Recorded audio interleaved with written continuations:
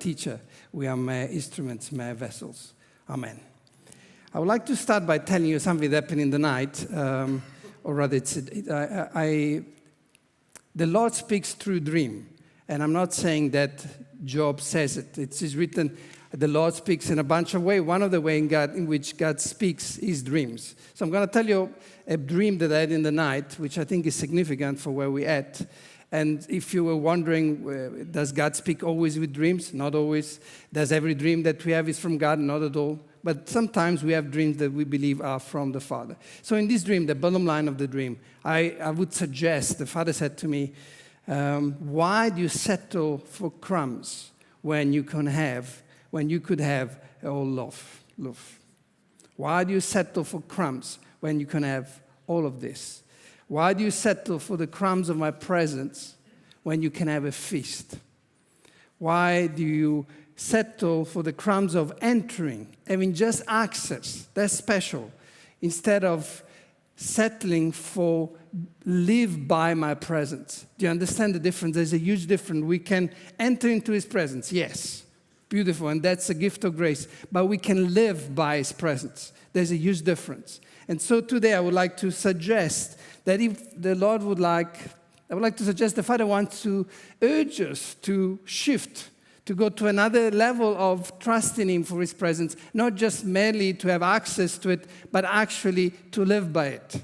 He says in Psalm 65, you are a feast that satisfies me. In Psalm 23, he says, I lay in front of you a feast in front of your enemy. I lay a feast in front of your enemy. So I would like to invite you to feast today. Not just have mere access to His presence, but to actually have the whole thing.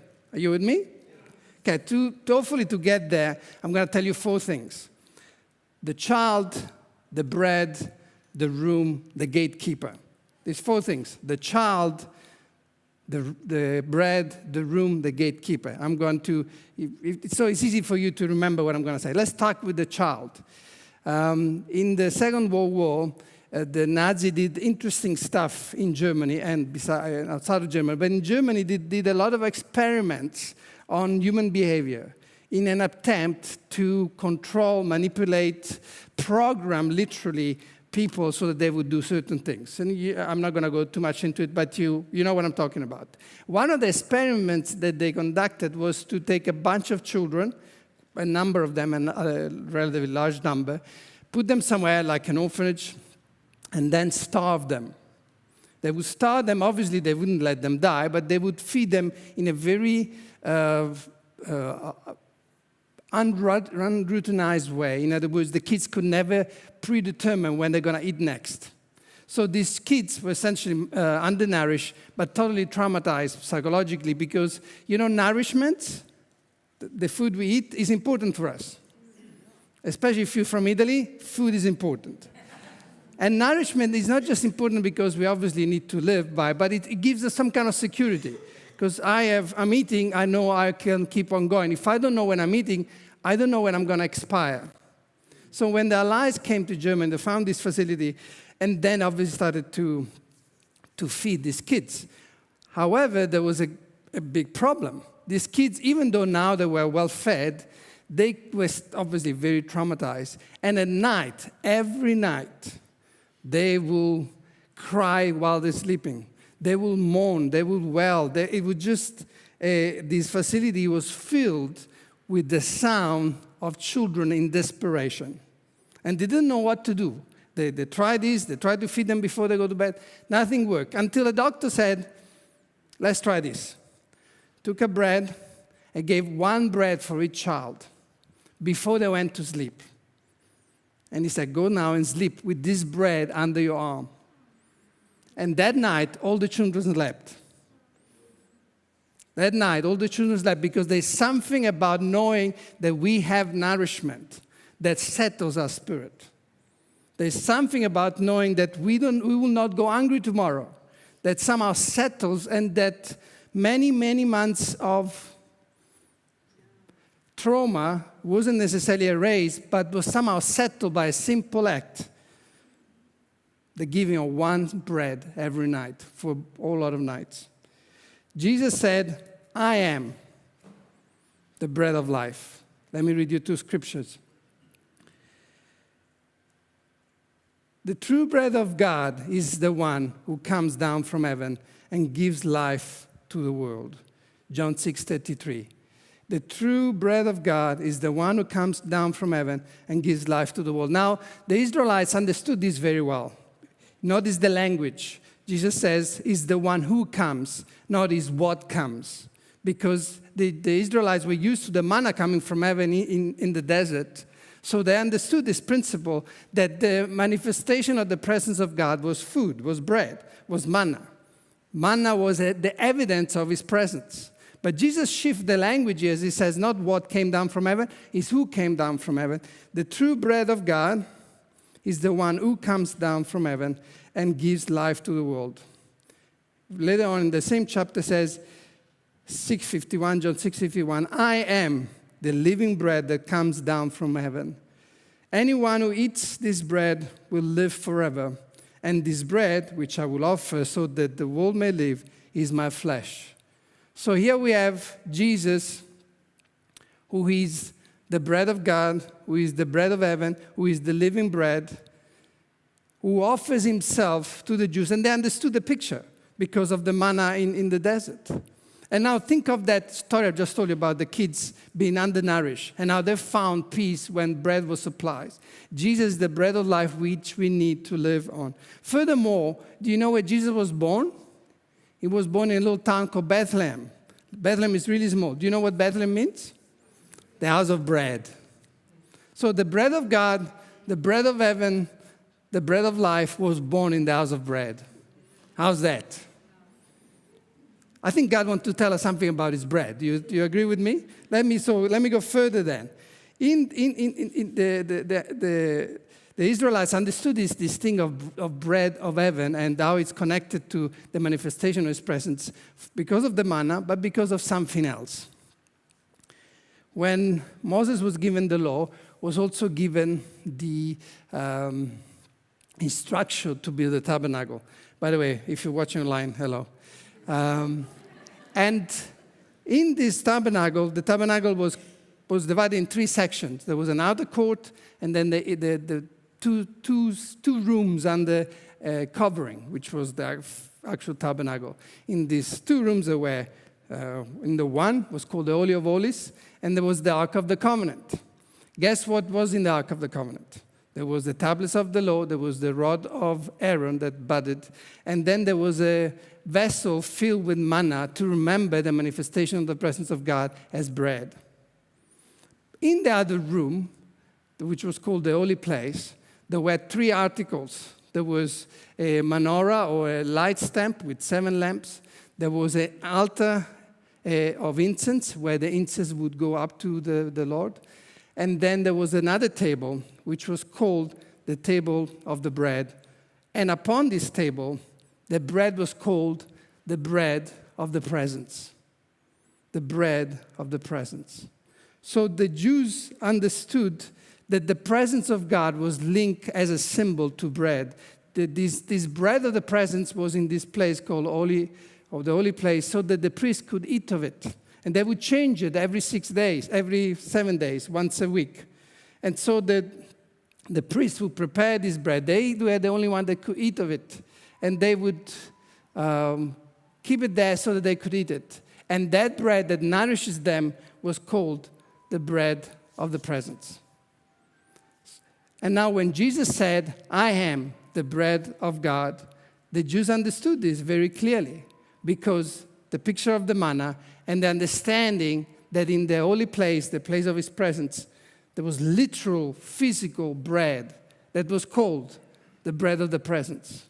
Now, what is so special about bread?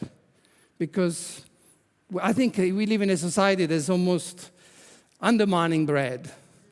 It's become a little bit an enemy bread, because there's wheat, there is gluten.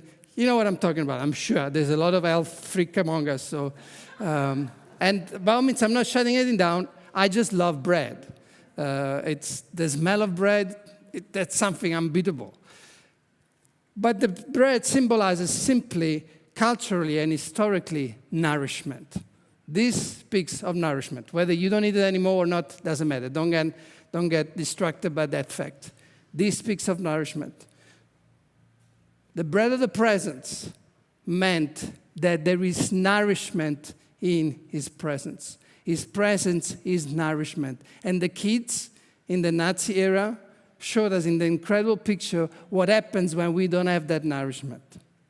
You got this? The kid, the child, the room. Let's go to the child, the bread. Let's go to the room.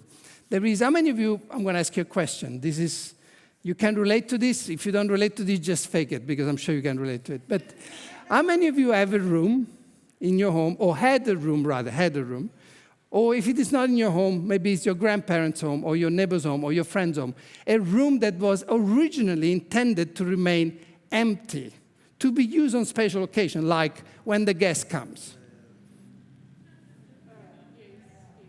Okay, I see you don't have rooms. But anyway, if for the humans of us, we had at some point, a little cassie, a little something that I'll keep this empty, I'll put certain things in this place, in this room.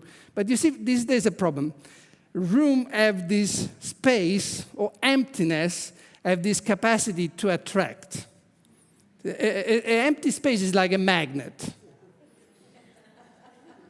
So it's empty now, but it's not empty tomorrow. So let's go back to the room in your house, or the one of your grandparents, or the one that you didn't have but exists. Suddenly, that empty room is filled with that gym equipment that you bought on TV on the special, that you put first in your room because you were going to exercise every morning, but then it didn't work out. So you put it in this spare room. Then all your craft and arts and lapis. And then what about the clothes? Wait for this. All the clothes that you grew out of, but you still have because tomorrow, I will feed him because tomorrow starts the diet. The diet always starts tomorrow. And tomorrow I will use those clothes. So I will store them there. So suddenly my spare room that was devoted to when Granny comes is so full that when Granny comes, I have to put it into a guest house. Or think of the garage. Your garage, when you go to your house, was totally empty. Look, behold. Behold. Now, I just want to draw your attention. You see up there, these offices. You can turn your head if you want. And if you are at home, doesn't matter, up there. When this section was completed, when the toilet at the bottom here were completed heroically by Sean and Dini during lockdown, if you were not here with us in that time, they locked themselves down in the church heroically and concluded the bottom section of that structure. On top of that structure, it was empty. And I remember, in fact, this message was birthed in me about 12 months ago. I came here one day when it was finished, and I behold, and I thought, wow, what a beautiful empty space. I came here 2 days later, and it was not empty anymore. Because beds found their way there. I don't know where they came from, but there were beds are there. There were, couches, tumble dryers, you name it. There were cars at some point that it was full. Eventually, that empty space was full. And I thought, wow, what are we going to do now? I thought we were going to do offices, but obviously it's no longer an office, it's a storage facility. You're getting this? Why? Because emptiness attracts. This is a principle of humanity, but also a principle of science. Do you know wind?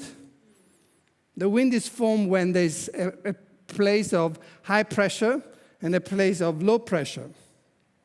And the air goes from high pressure to low pressure, because low pressure is empty. Emptiness attracts. Jesus said in Matthew 12, when an evil spirit leaves a person, it goes into the desert seeking rest, but finds none. Then it says, I will return to the person I came from. So it returns and finds its former home empty, swept, and in order. Like a clean, look at behold the empty space.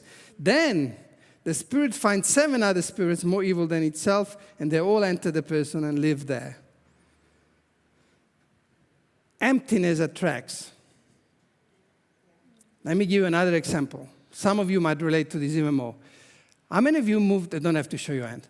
How many of you moved recently or in the last several years to George? In hoping that when you got here, your life got better. You saw this beautiful mountain and the sea, and behold, the empty space. Behold, the life of rest. Every afternoon we go strolling in the beach, and every morning we go hiking in the mountain. Don't put up your hand. But anyway, you came to George for that reason. You come, 6 months later, if I speak to you, life is hectic in George. The traffic,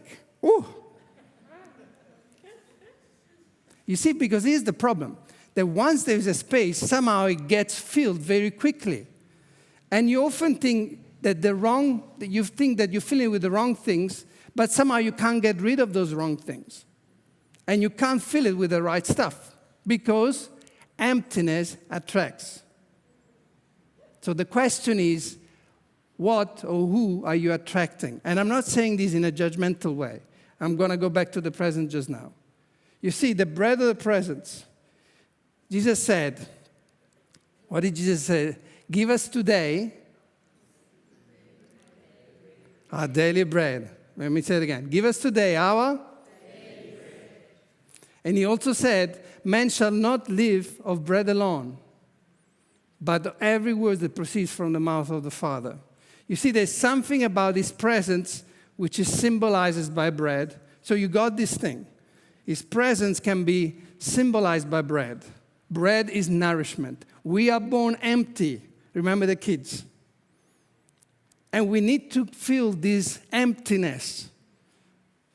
And his presence, his bread, is designed to do that very thing.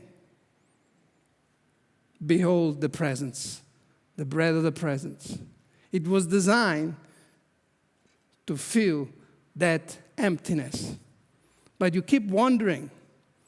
And you now have access to his presence. The crumbs, you remember the crumbs?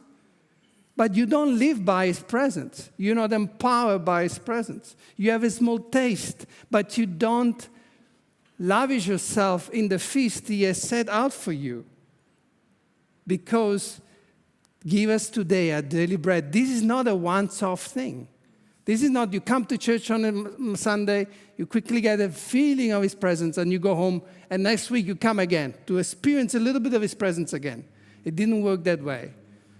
In the holy place, there were 12 breads to last the whole week. There wasn't a quick off. Give us today our daily bread. Give us today our daily bread. The bottom line, emptiness attracts. You're going to fill your life with something. Why not filling it with the good stuff? Let me come to my conclusion. The gatekeeper. I spoke about the child. I spoke about the bread. I spoke about the room. Let me speak about the gatekeeper. This is a story also from 1 Samuel. You will find this. It's a beautiful story about someone that chooses to fill his life with a presence. And just to give some context, I told you about the tabernacle. And in the tabernacle, there was this Ark of the Covenant, which was literally the symbol of God's authority and God's presence over Israel. At some point, the Israelites kind of lose the ark, or the ark is taken by the Philistine. And the Philistine thought, wow, this is the symbol of Israel. It brought them out of Egypt. There's power in this ark. And there was, just not one that went very well for them. So when they brought the ark to the land, firstly, they put it in front of a god, a statue, and the statue will fall every night. And they didn't know why, but every morning they come and the statue is down because no one can stand in the presence of God. Then calamity hit their land. So eventually, the Philistine took the ark, put it on an ox wagon or a cart, and sent it back to Israel, saying, wherever this pair of ox take this ark, well, let it be there, because they were afraid of it. So then the Ark of the Covenant now is in Israel, but it's still not in the place where it's supposed to be. Okay, you following me? And where was that? In the tabernacle. Now imagine this. There is a tabernacle in Israel, but there is no ark. They do the ritual, the animal killing and all of that, but there is no ark. Does it sound familiar? How about your life? Do you do all the prescribed ritual of the Christians, but the ark of the presence is not there? Can you believe that? There is a tabernacle that was erected to celebrate the presence of God. It's empty of His presence, but they carry on with the ritual. Does it sound familiar? Obviously not for you, obviously. I appreciate. But I can relate to that. I can relate to do the motions without the substance. So eventually this ark is in Israel. Then David, who is somebody after God's heart, decides to bring the ark back. So they find it, but David didn't do his homework properly. And then they take the ark, put it on another cart with ox, and things go very wrong. There's a guy named Uzzah who's in charge of the transport. He dies because he touches the ark. Disaster. Everybody now is in fear. They didn't take the ark back to David, and they take the ark and put it in the guy's property or guy's farm, and this guy's name is Obed Edom. And now everybody's afraid, because wherever the ark goes, there is a whole lot of trouble. They leave it there, but extraordinarily, after several weeks that the ark is there, Obed's property starts to flourish. His business is booming. His calves are plenty. His lambs are countless. His daughters are pregnant. His crop is boundless. It's just there's no end to the manifestation of the favor of God upon Obed Edom's life. It's like it's so big that the king hears of it. Imagine that. So this is not something, it's going a little bit better with Obed. Now, Obed went from average to extraordinary over a few weeks' time. There were 3 months, if I remember correctly, that the ark was there. Now, David, again, is moved to jealousy. And this time he says, okay, I'll take the ark, and I'm not taking it back to the tabernacle, not at all. I'll take it to be close to me. Because he saw what happened with Obed. So he built a tent in Jerusalem, in Zion, and he brings the ark back to there, close to him, because he saw what happened with this fellow. So the favor of God upon this guy, because the ark was there. And now David does it in the right way, and he takes the ark, and you know the story of the celebration and the dance, and how he danced pretty much in his undergarments in front of the Lord, because he was so happy to bring the Ark of the Covenant back to Israel, back to Jerusalem. Now, the story doesn't end there, because Obed discovered the bread of the presence. So Obed had all this. Now, things are going very well for him. The business is booming. In the natural, wow, this is really phenomenal. But what does Obed do? He had tasted the bread of the presence, and he followed the ark. The next time we read in the scripture about Obed, you know where he is? He's not on his farm. He's with the Ark of the Covenant. He became a gatekeeper in the tent of David, because he had discovered that this was far more precious than all the manifestation of God's presence. All the favor that was bestowed upon him when the presence was there. He was so enamored. I imagine Obed going look at night at this presence, maybe sleeping there, and just tasting the presence of God so closely that when the ark left, he left with the ark.